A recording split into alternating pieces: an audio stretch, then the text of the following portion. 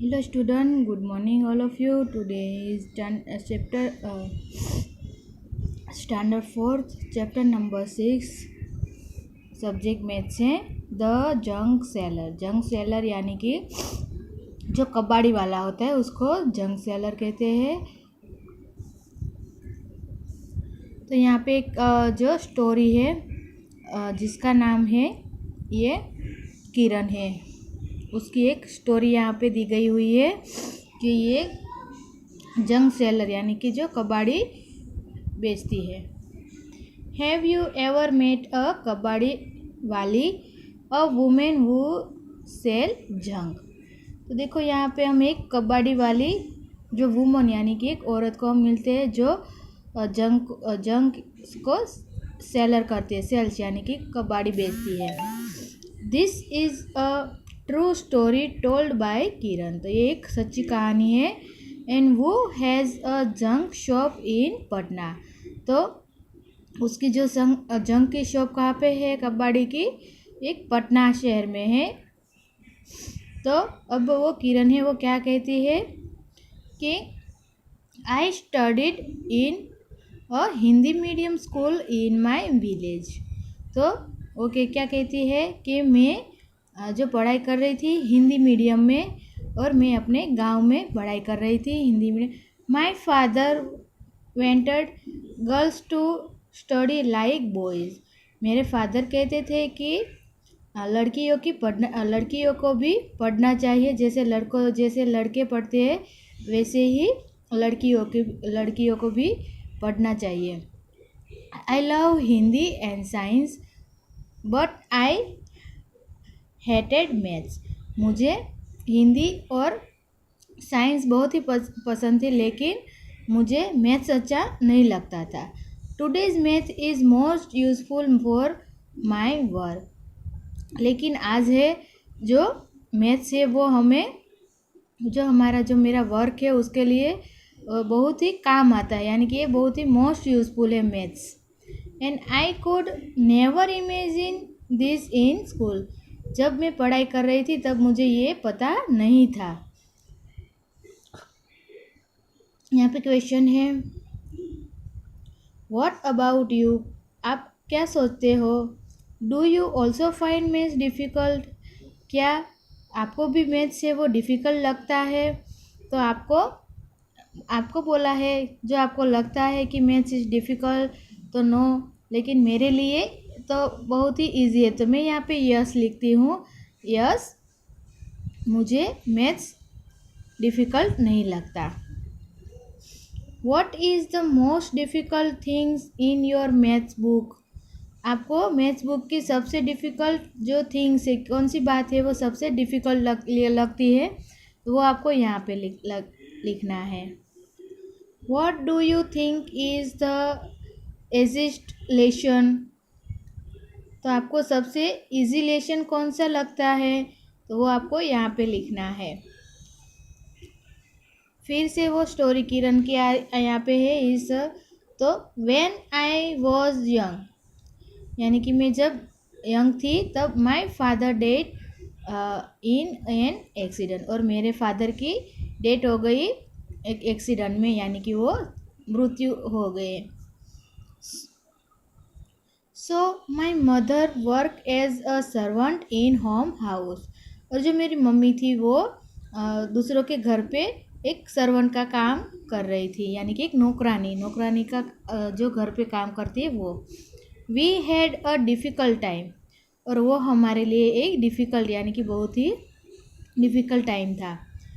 I had to leave school after class 8। और मुझे अपनी जो स्कूल है वो छोड़नी पड़ी क्लास 8 में। जब उसने कहाँ तक पढ़ाई की, क्लास 8 तक में उसने पढ़ाई की और क्लास 8 से उसने छोड़ दी स्कूल।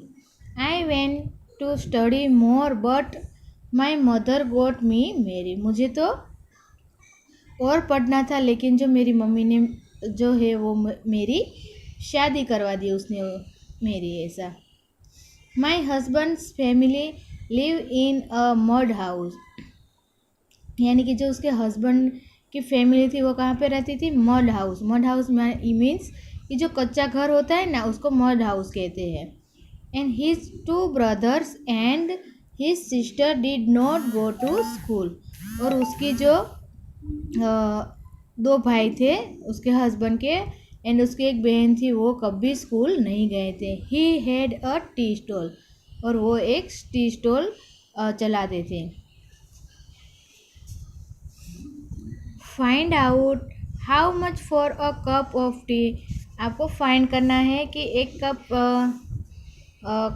कप टी की क्या प्राइस है.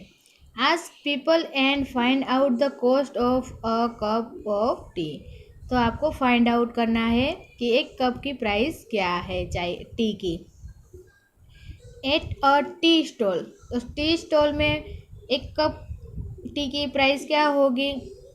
आप शायद गए होंगे तो पता होगा कि टी स्टॉल में एक कप की जो एक कप है उसकी प्राइस कितनी होती है, 20 रुपीज़ होती है. एट अ होटल, जब आप होटल में जाओगे तो उसके उसके उस होटल में जो टी की एक कप टी की प्राइस क्या होगी, तो कि 100 रुपीज़ भी हो सकते हैं, 100 से ज़्यादा भी हो सकते हैं, लेकिन उसके कम तो नहीं हो सकते.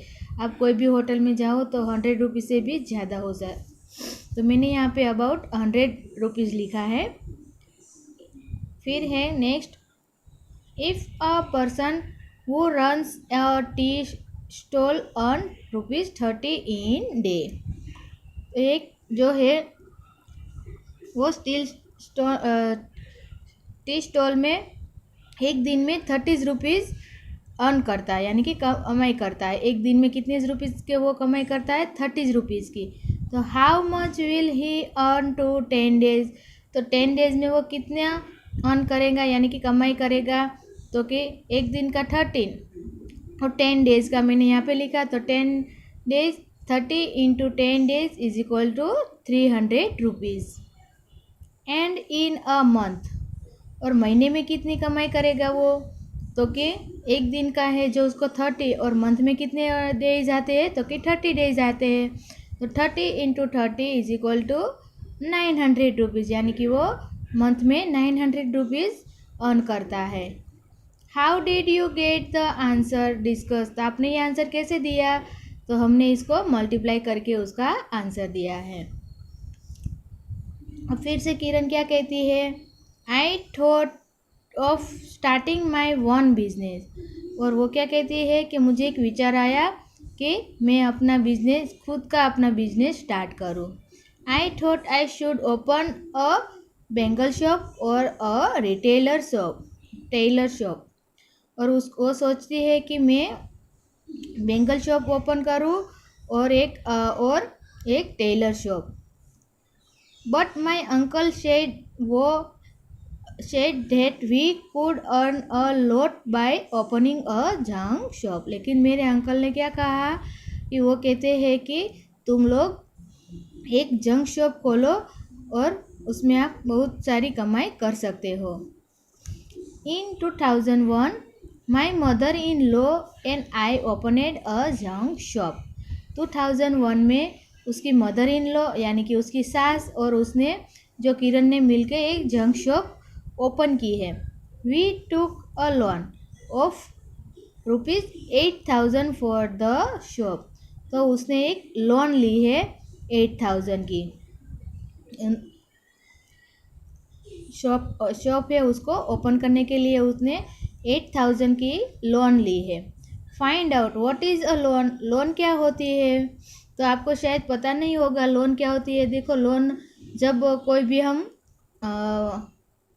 आप है जो चॉकलेट, कोई अपने फ्रेंड्स के आप कहते हैं कि मुझे आज मैं पेंसिल नहीं लाया हूँ तो आप मुझे पेंसिल दो, मैं तुम्हें कल एक पेंसिल, मैं नई पेंसिल दूंगा और तुम्हें उसके साथ में एक चॉकलेट भी दूंगा.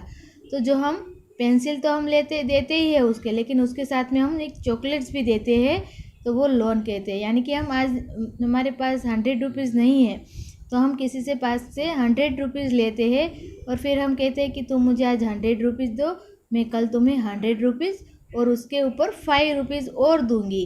तो क्या बन जाएगा कि जो 105 रुपीज़ है वो एक लोन बन जाएगा. यानी कि हमें पैसे के साथ साथ कुछ और भी देना पड़ता है. हमें जो मेन पैसे वो तो हमें उसको रिटर्न करना ही, लेकिन उसके साथ हम कुछ और भी देते हैं, उसको लोन कहते हैं। तो फर्स्ट है, have you ever heard of someone taking a loan. तो आपने सुना होगा कि किसके लिए लोन लेते हैं। तो कोई हाउस के फॉर व्हाट, यानी कि कोई हाउस के लिए लोन लेता है, कोई शॉप के लिए लोन लेता है। How much loan was taken, तो वो लोन किसके लिए ली जाती है। तो ये आपको यहाँ पे लिखना है, हाउस जो भी है वो, shops. How much money was paid back, तो आपको कितना मनी पेड करना पड़ता है। तो आप यहाँ पे लिख सकते हैं कि जो भी आपने लोन जिसके ऊपर लिए है उसका रिटर्न कितना करना है यहाँ पे, ऐसा। हरिया एंड बाबूज went to buy a hand cart for ₹300। तो हरिया एंड बाबू है वो एक हैंड कार्ट यानी कि जो 4 पहिए वाली जो होती है उसको हैंड कार्ट कहते हैं, उसको वो लोन लेते हैं ₹300 की। तो ये हरिया है, हरिया का क्या आता है, I have taken a loan of 300 from a bank.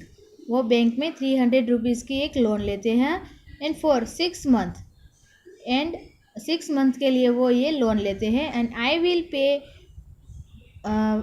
₹51 every month to the bank. तो वो क्या कहता है कि मैं हर महीने में बैंक को कितना पे करेगा, पर ₹51, यानी कि ₹51 वो पे करेगा। तो वो कितना पे उसका जो पे करना पड़ेगा 6 मंथ में, तो कि हर महीने उसको ₹51 बैंक को पे करना है 6 मंथ तक। कहाँ तक, तो कि 6 मंथ तक। तो यहाँ पे क्या कहा है कि but I have taken a loan of, जो बाबू कहता है ₹300 फ्रॉम चुनीलाल।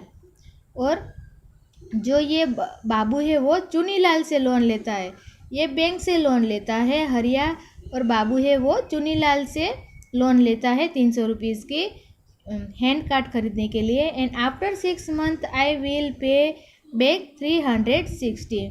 और वो क्या कहता है कि मैं भी तुम्हें 6 मंथ में ₹360 में आपको दे दूंगा। तो वो हैज़ टू पे बैक मोर, हरिया और बाबू। तो सबसे ज़्यादा कौन पे करेगा, तो कि देखो ये 51 है, उसको 6 के साथ हम 51 × 6 करेंगे तो इसका आंसर क्या आएगा, तो कि 1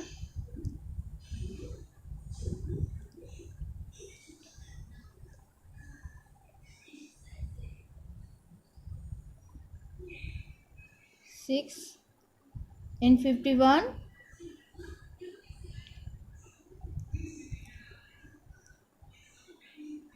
ये रॉन्ग है।